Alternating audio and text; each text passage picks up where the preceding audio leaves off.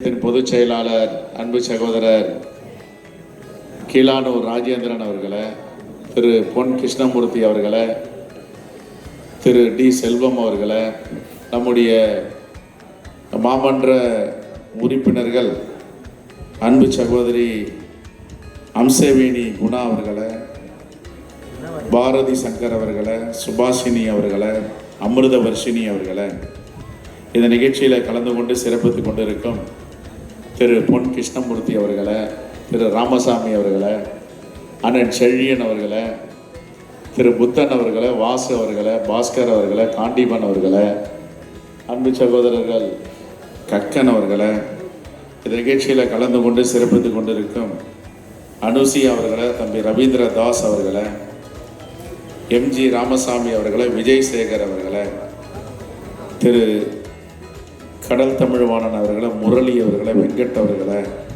அன்பழகன் அவர்களை, நிகழ்ச்சியில் கலந்து கொண்டிருக்கும் எனக்கு முன் உரையாற்றி அமர்ந்திருக்கும் அருமை அண்ணன் மேனாள்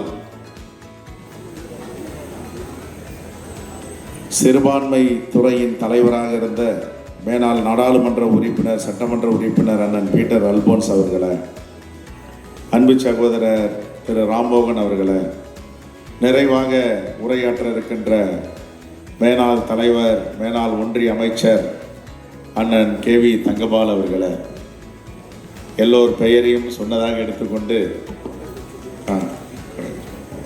எல்லாத்தையுமா சரி, மாவட்ட துணைத் தலைவர்கள் கதிரேசன் அவர்களை, அண்ணன் பகத்சிங் அவர்களை, மலர்கொடி அவர்களை, மயிலை தரணி அவர்களை, நன்றியுரை ஆற்ற இருக்கின்ற மீரா அவர்களை, ரகு சங்கர் அவர்களை, ஆதிநாராயணன் அவர்களை, விஜய் ரெட்டி அவர்களை, காஜா அவர்களை, ராபர்ட் அவர்களை, அங்கமுத்து அவர்களை, செந்தில்நாதன் அவர்களை, கோசல்ராம் அவர்களை, லோகநாதன் அவர்களை, இந்த நிகழ்ச்சியில் கலந்து கொண்டு சிறப்பித்துக் கொண்டிருக்கும் திரு சாமுவேல் அவர்களை, உமாசாசரி அவர்களை, தம்பிதுரை அவர்களை, இந்த நிகழ்ச்சியில் கலந்து கொண்டிருக்கும் சூளை ராமலிங்கம் அவர்களை, வட்டார தலைவர்களை, தலைவர் பெருமக்களை,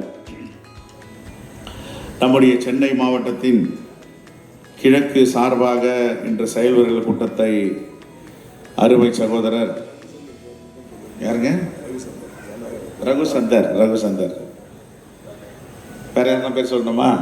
ரைட், எல்லோர் பெயரையும் சொன்னதாக நீங்கள் எடுத்துக்கொள்ள வேண்டும். நம்முடைய அடையார் துரை அவர்கள் எந்த நிகழ்ச்சி எடுத்தாலும் சிறப்பாக செய்யக்கூடியவர்.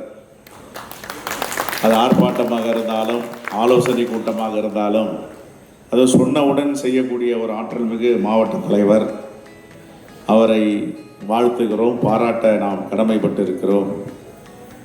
அதே போன்று நம்முடைய தென்சென்னை மாவட்டத்தில் இருக்கின்ற மாமன்ற உறுப்பினர்கள் அன்பு சகோதரி அம்சவேணி குணா அவர்களும், சுபாஷினி அவர்களும், அமிர்தவர்ஷினி அவர்களும் சிறப்பாக செயல்பட்டு கொண்டிருக்கிறார்கள். அவர்களுக்கு என்னுடைய மனமார்ந்த வாழ்த்துக்களை தெரிவித்துக் கொள்கிறேன். இங்கே தலைவர் பெருமக்கள் எல்லாம் கட்சியுடைய கட்டமைப்பை வலிமைப்படுத்த வேண்டும், கட்சியை பலப்படுத்த வேண்டும் என்று எடுத்துரைத்தார்கள். எதற்காக கட்சியை வலிமைப்படுத்த வேண்டும், எதற்காக பலப்படுத்த வேண்டும் என்பதை பற்றி எல்லாம் உங்களிடம் விரிவாக எடுத்து சொன்னார்கள். இன்று நாடு இருக்கின்ற நிலை, ஒரு பாசிச ஆட்சி இந்தியாவை ஆண்டு கொண்டிருக்கிறது. அவர்களை யார் எதிர்த்தாலும் அவர்களை சிறைப்படுத்த வேண்டும் அல்லது அவர்களை சிறைபிடிக்க வேண்டும், அழித்து ஒழிக்க வேண்டும் என்ற நிலையிலே இருக்கிறார்கள். ஜனநாயகம் என்பது மிகப்பெரிய கேள்விக்குறியாகி இருக்கிறது. எதற்காக நம்முடைய பெரியோர்கள், மூதாதையர்கள் எல்லாம் இந்த நாட்டுக்கு விடுதலை வாங்கி தந்தார்களோ, பேச்சுரிமை, கருத்துரிமை, எழுத்துரிமை, இதெல்லாம் இனி வரும் காலங்களில் இருக்குமா என்று தெரியவில்லை. ஒரு சக வீரர், சங்க தலைவர் தங்களை பாலியலாக துன்புறுத்துகிறார், பெண்களை தகாத முறையில் நடத்துகிறார் என்று ஒரு போராட்டம் நடத்துகின்ற காரணத்தினால் இன்று ஒலிம்பிக்கில் தங்கம் வென்ற மங்கையை, தங்க மங்கையை தகுதி நீக்கம் செய்ய வைப்பதற்கு உறுதுணையாக இருக்கிறார்கள். இந்த தேசத்திற்கு எவ்வளவு பெரிய தலைகுனிவு! இது தேச அவமானம் இல்லையா? இதே போன்று கென்யாவில ஒரு வீரர் பதக்கத்தை வெல்லுகிறார், அவரை தகுதி நீக்கம் செய்யப்படுகிறது. உடனே கென்னி அரசாங்கம் வெகுண்டு எழுந்து போராடி அந்த தங்கத்தை மீட்டு கொடுத்தது.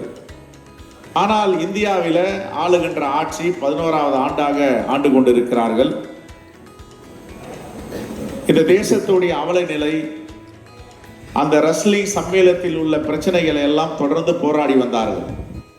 வாங்கிய பதக்கங்களை திருப்பி கொடுத்தார்கள். போராட்டம் என்பது சாதாரண போராட்டம் இல்லை, அரசுக்கு ஆட்சிக்கு எதிரான போராட்டம், மோடியை எதிர்த்து போராட்டம். காவல்துறையினர் தரதரவென்று இழுத்துச் சென்று கைது செய்தார்கள், சிறைப்படுத்தினார்கள். அப்படி இருந்தும் இந்த தேசத்துடைய மானத்தை காப்பாற்ற வேண்டும், இந்த தேசத்துடைய பெருமையை உலக நாடுகளிடம் சொல்ல வேண்டும் என்று கடின உழைப்பால் பாரிஸில் நடக்கின்ற ஒலிம்பிக்கில் ரஸ்லிங்கில் தங்க பதக்கத்தை வென்ற தங்க மங்கை, அவர் தங்கம் வென்ற பிறகு அறிவிப்பு வந்த பிறகு உங்களை